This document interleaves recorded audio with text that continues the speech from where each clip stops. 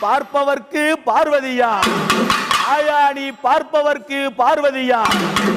அம்மா உன்னை பகைத்து விட்டா நீ கொலகாரி காண்பவர்க்கோ காணமையில் அவ கணிபவர்க்கோ பெருநெருப்பு யாருக்கும் அடங்காத இந்த கானகத்து படிநெருப்பு மாசி ஒரு மாதத்தில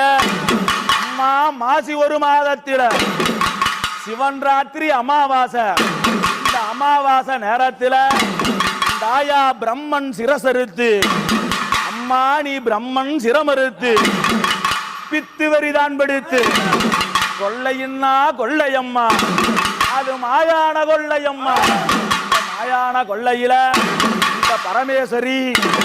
இந்த பரமநீலி இந்த சிவபார்வதி ஆனா அவ எப்படி தெரியுமா